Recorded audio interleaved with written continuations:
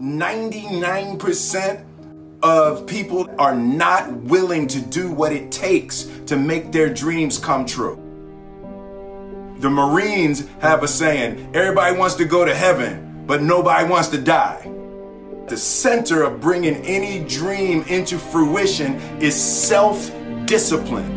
You know, something as simple as food and eating. It's not about your body as much as it is about your mind. It's getting command of your mind to be able to choose actions that are in your own best interest.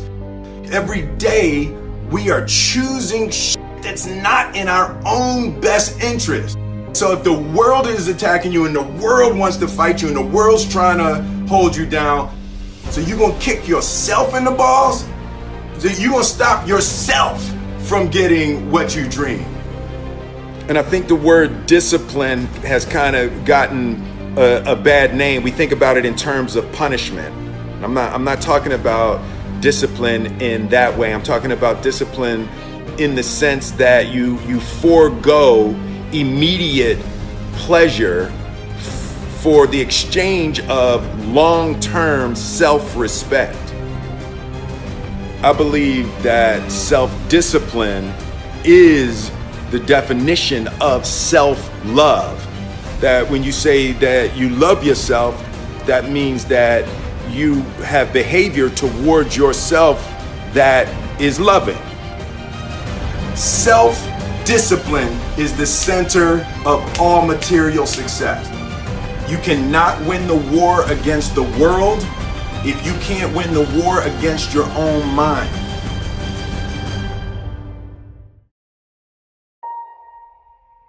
Self-love is when you say to yourself, oh man, look, I know you and that girl got a real connection. I know y'all vibe, but that's your girl's cousin. So I love you too much to let you do that.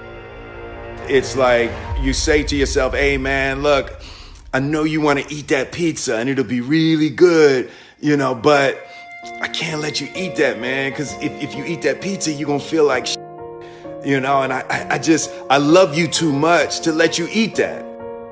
Self-love is, hey, look, I know you got a test on Monday, you know, and I know you really want to go out with your friends and Saturday night you want to go out, but if you fail that test, you're not going to feel good about yourself.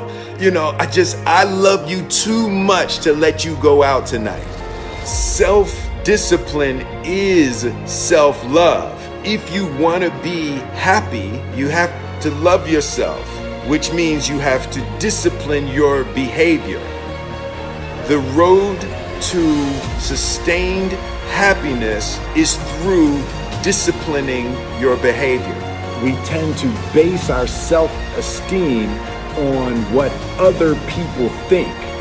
And that's not really self-esteem. Self-esteem is supposed to be how we feel about ourselves. And I was just saying how dangerous it is to allow other people to determine how you're going to feel about you. And it's kind of like looking into a broken mirror. You're going to look in a broken mirror and then change your face to try to look good in this defiled, busted, broken mirror. And it just, other people's opinions is a really way to determine how we feel about ourselves.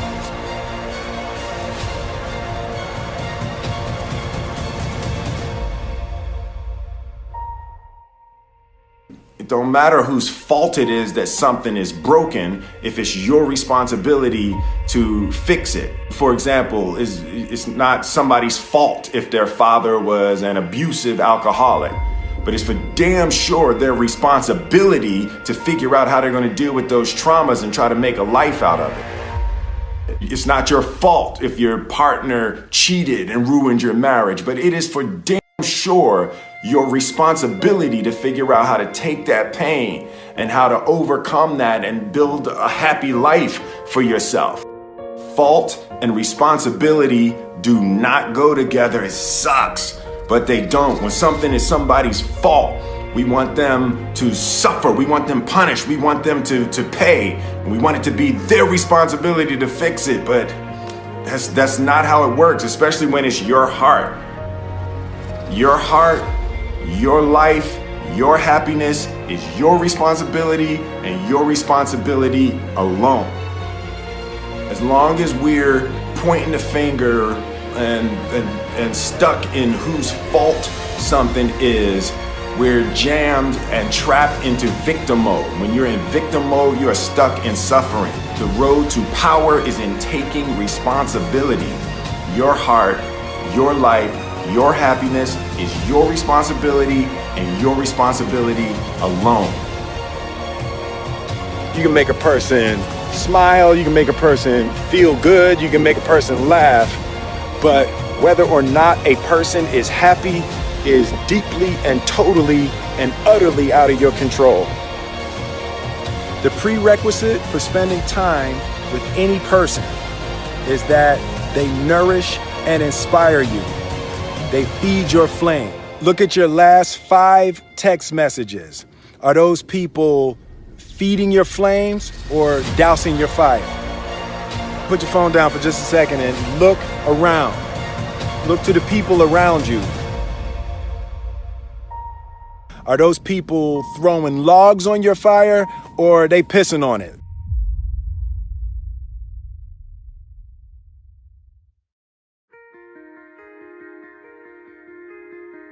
I want my life, I want my work, my family, I want it to mean something. And it's like, if you are not making someone else's life better, then you're wasting your time.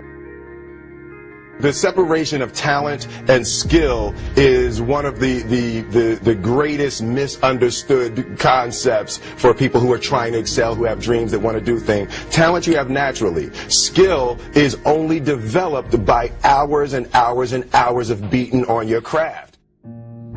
You don't try to build a wall. You don't set out to build a wall.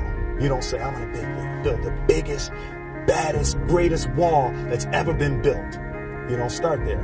You say, I'm going to lay this brick as perfectly as a brick can be laid. There will not be one brick on the face of the earth that's going to be laid better than this brick that I'm going to lay in this next 10 minutes. And you do that every single day. And soon you have a wall. And soon you have a wall. And I think psychologically, the advantage that gives me over a lot of people that I have been in competition with in different situations is it's difficult to take the first step when you look how big the task is.